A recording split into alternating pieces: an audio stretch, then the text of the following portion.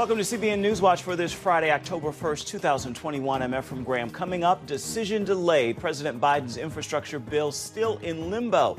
Democrats worked late into the night, still unable to get enough votes. We'll bring you the latest. Plus, understanding and engaging culture. See why experts say those are the keys to promoting religious liberty in countries where the governments don't respect it. Knowledge of the lived faith traditions, knowledge of the lived conflict, knowledge of what is in the way and what will help things get out of the way is all held within the community.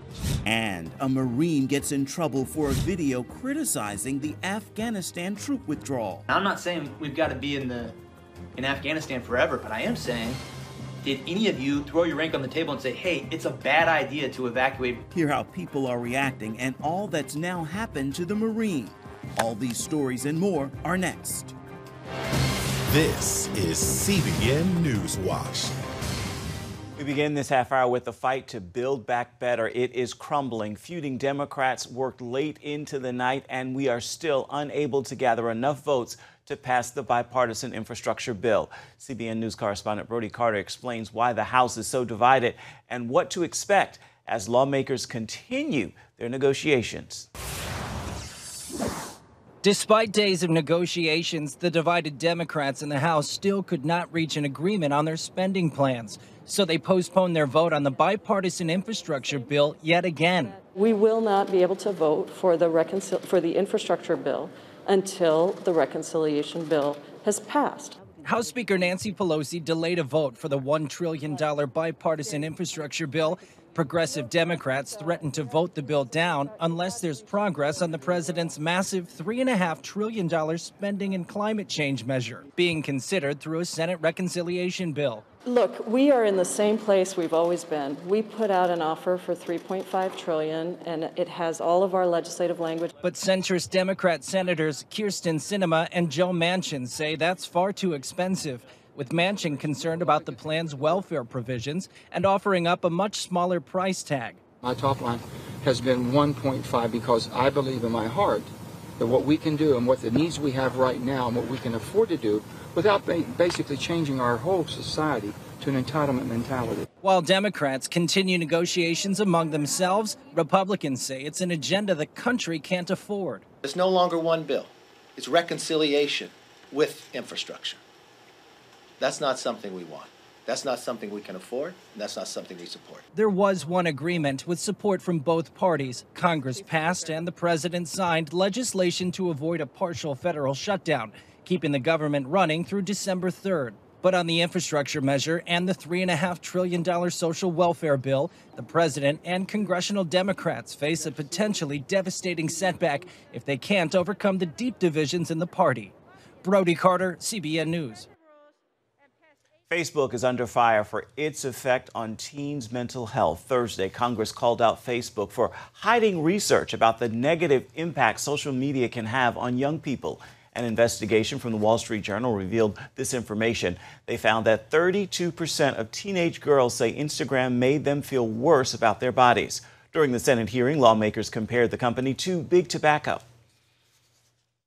In truth, Facebook has taken Big Tobacco's playbook. It has hidden its own research on addiction and the toxic effects of its products. Facebook argued that teenagers connecting with other teenagers is an overall positive impact on their mental health. On Monday, they temporarily stopped development of its Instagram for children and will look into releasing more research on the subject of teenage health. New service changes from the United States Postal Service impacting when the mail reaches your door. Starting today, standard for first-class mail and periodicals such as magazines are going to be traveling longer distances and are expected to take a little bit longer to deliver. Instead of the standard 3 days to deliver, it could now take up to 5 days. The changes are part of the organization's Delivering for America 10-year plan, where the Postal Service expects to meet or exceed delivery standards, improve operational efficiency, service reliability, and offer affordable postage rates. Promoting religious liberty abroad is an American priority, but in countries where governments are less tolerant, some commonly used tools and approaches aren't effective. As Jennifer Wishon now reports, experts say in those cases, the the best approach is teaching people how to love their neighbor.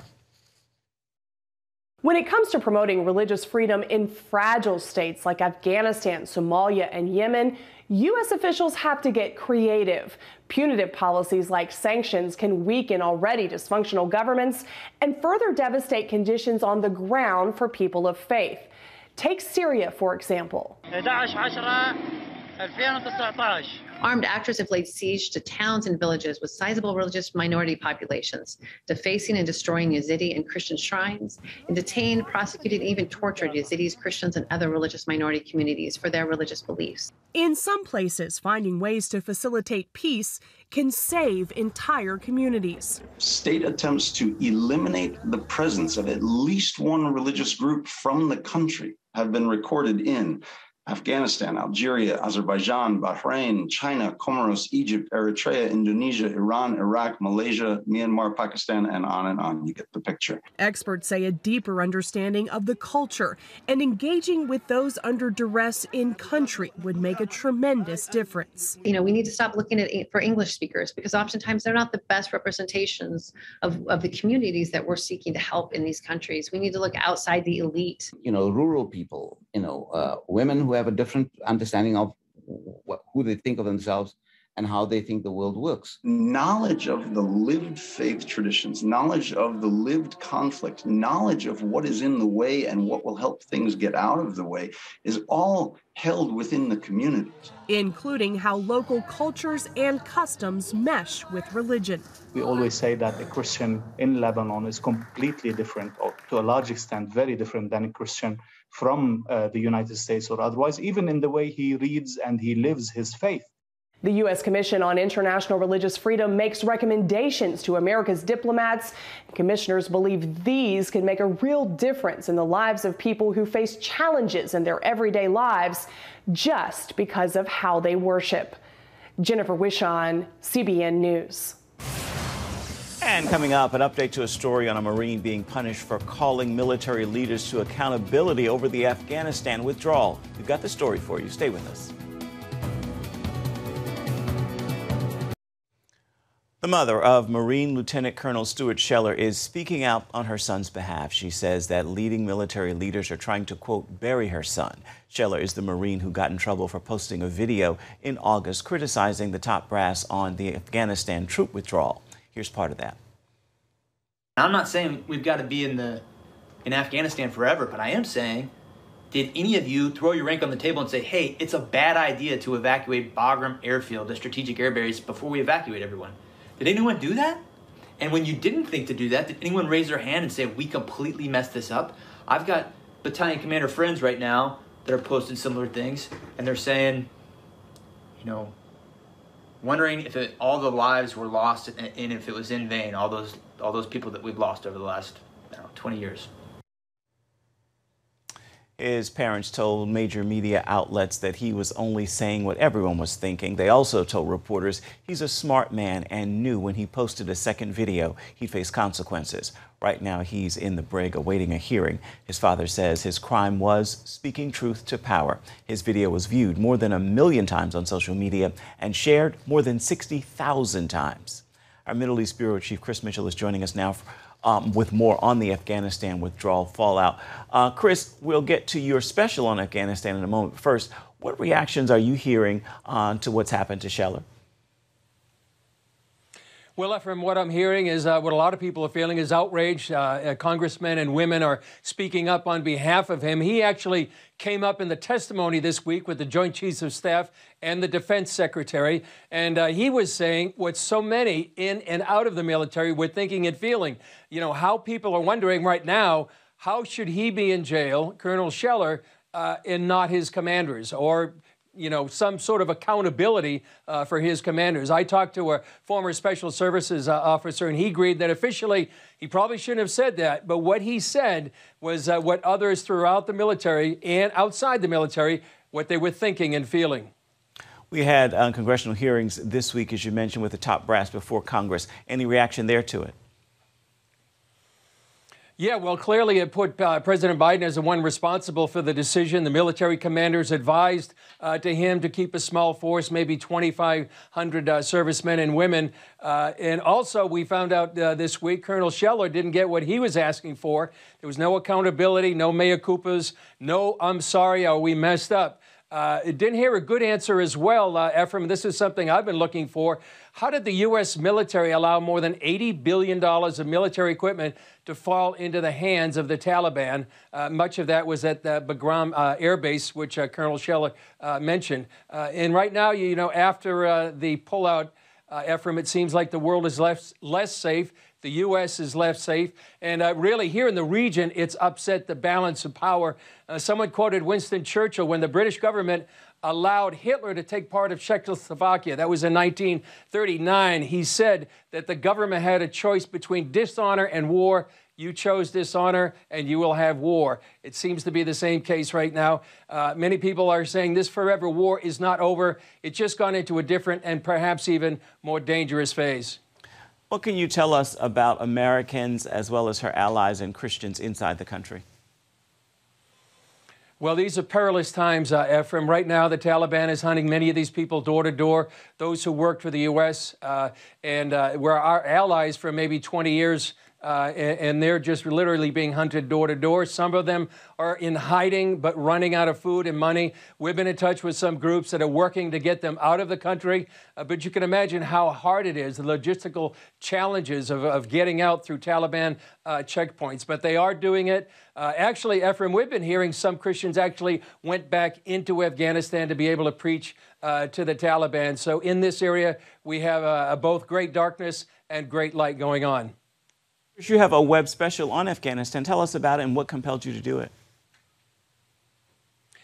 Well, I felt, you know, it seems like the Biden administration wants to move on. The news media seems to want to move on. I feel it's really important to keep a spotlight on this issue, especially now that there are thousands of U.S. citizens, many believers as well, in harm's way. And I don't think it's, we don't want to forget those that are left behind. We want to inform people about what's going on as well. You know, there's a code in the military, and certainly for Americans too. We want to inform people, but not to leave those left behind. And we also want to tell people not only about the issue, and also from people that are literally working on the front lines of this issue, so they can find out people what's going on the front lines, but also to pray about this situation. And where can people see this? Well, if they go to CBN.com to register, you can also go to CBNnews.com. You do have to register for this, but we'll have, I think, what's going to be a very informative webinar. We have Dave Eubank. He's in Tajikistan right now. He's on the front lines helping people get out. We have an interview with Joel Richardson. He's in touch with the believers inside Afghanistan right now. And also, George Thomas is going to be sharing with us about the geopolitical ramifications. We think it's going to be very informative and, Lord, hopefully inspiring. Indeed. Chris Mitchell, thank you so much for your time. I'm Middle East Bureau Chief. Always appreciate your work. Still ahead, the vaccine mandates are even creating problems in the sports world. Sean Brown is joining us next with that story. Stay with us. You're watching CBN News Watch.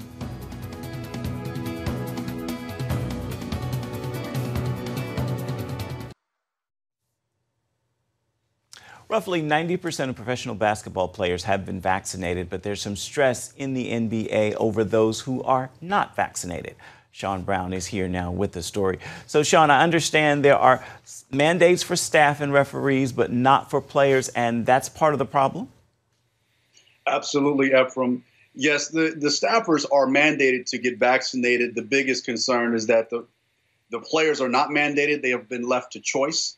While 90% of them, as you mentioned, are vaccinated, there's roughly 40 that aren't.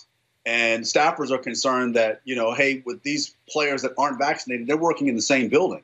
And so both staffers and players are concerned about their families and trying to do what's best what they think for their families. Staffers are saying that, hey, if we're mandated to get vaccinated, that's not fair to us because we're forced to get the vaccine, while players get the opportunity to choose, leaving 40 of them that haven't gotten vaccinated. And so, yeah, naturally that would cause stress. The NBA did go to the players' union to try to propose a mandate of some sort, but they rejected it, saying that the players just didn't want to do that. How are players and owners handling this divide? Well, the thing is that it's all about, they want to make sure, the owners want to make sure the players are comfortable. Unfortunately, for staffers, they don't have that choice. And so players are concerned that if they get the vaccine, there could be some ramifications to their bodies. Are they going to be able to perform? Again, it's a performance profession. Mm-hmm. And so they're concerned that if they do take the vaccine and, there's some aftermath from taking the vaccine, some side effects that may prevent them from performing, that's the concern for players. Again, owners want to make sure the players are comfortable so that they can have a full season. And so it's a very interesting conversation moving forward, and it should be interesting to see how this plays out. Indeed, indeed. Hearing people speaking out, even former NBA stars speaking out as well. I want to switch gears right here to football. What are the big college games we should be watching for this weekend? Ephraim, hey, man. Alabama, Ole Miss, Arkansas, Georgia, Oklahoma, Kansas State. I'm watching my quarterbacks. I'm always watching the quarterbacks' Heisman candidacy.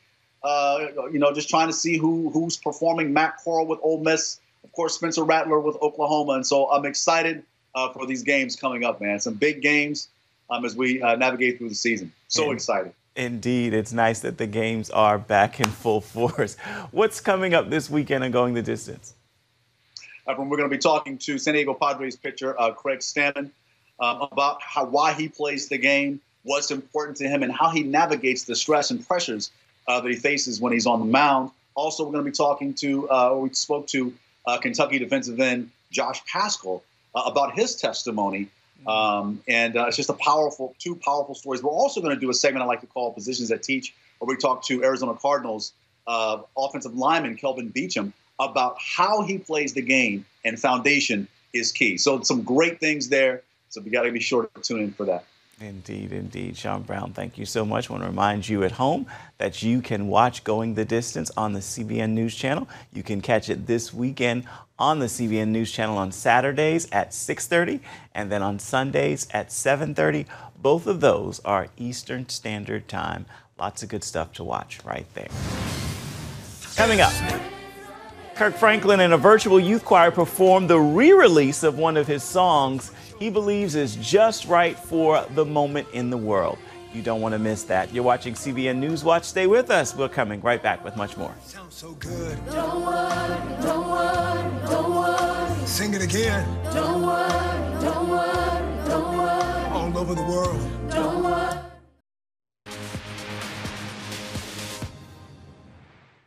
And welcome back to CBN News Watch, a special Friday Faithful for you we want to share with you today. The scripture says, "Inasmuch you have done to the least of these, you have done it unto me."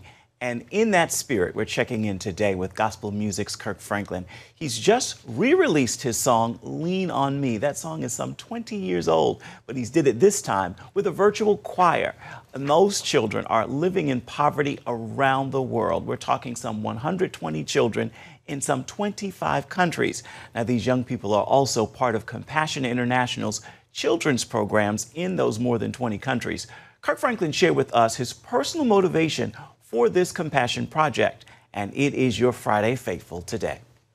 I was very grateful and excited to bring back a song that's over 20 years old, and to be able to use it as a tool to be able to get these kids that are sometimes invisible to the rest of us because we are so busy scrolling and we're so busy trying to be bosses and to be entrepreneurs and be about that bag and just whatever, just whatever colloquialisms that may be current at that moment, that sometimes the least of us get forgotten.